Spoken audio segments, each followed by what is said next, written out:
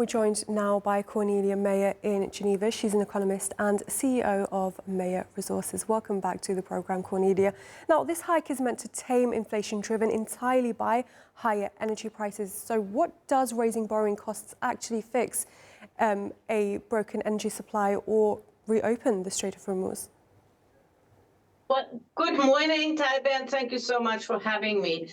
Well, the ECB's sole goal is to keep inflation at 2%. So whenever it goes higher, they need to look at it, and the inflation rate has really gone up over the last 2 months. So that's why they reacted. As you rightly pointed out, they reacted too slowly in 2022 after the Ukraine war started. However, they acted too fast and too much in 2011, and Trichet hiked rates, and then Draghi had to take them down. They're in a difficult spot because, on one hand, they need to look at inflation.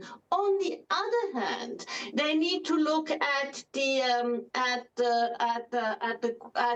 the growth rates in the Eurozone, and the Eurozone contracted by 0.2% in the first quarter. Now, European businesses are already reporting that they plan to raise their selling prices to survive. So if this rate increase fails to cool down domestic corporate price hikes, what's the ECB's plan B? Well, it's interesting because all analysts are looking at it, and we're asking ourselves, is this a one and done? One rate hike and done, or will there be another one? And you saw that the German head of the Bundesbank said, well, he thinks it's good for now, but then you saw the Slovenian head of their central bank saying he thinks there might be another one in there. So at this point, they were unanimous. There will be debate going forward. And as mentioned back in 2022, critics slammed the ECB for being way too slow to react to that energy shock. So can we also see this move as an insurance policy to fix its past reputation? Well, institutions learn from their mistakes. And I think in 2022, they learned from the mistake of having overdone it in 2011 and hiked too quickly, too much. And now they're sort of looking at, oh, we didn't go fast enough, so let's go fast.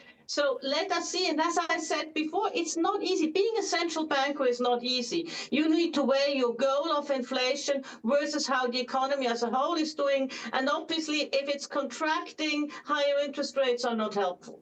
And there seems to be an unwritten rule in global finance that the Fed moves first and then others follow. Is the ECB acting too soon out of panic, or are the Fed and BOE simply moving too slow?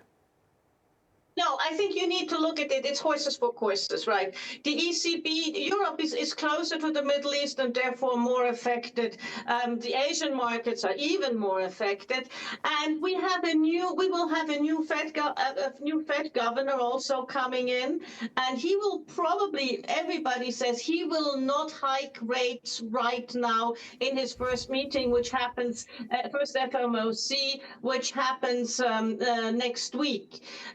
And, you know, he has a president who doesn't want him to hike rates. So we're in a different situation than an ordinary situation. Everything with this presidency, the second presidency of President Trump, everything is a little bit different than from what you're used to.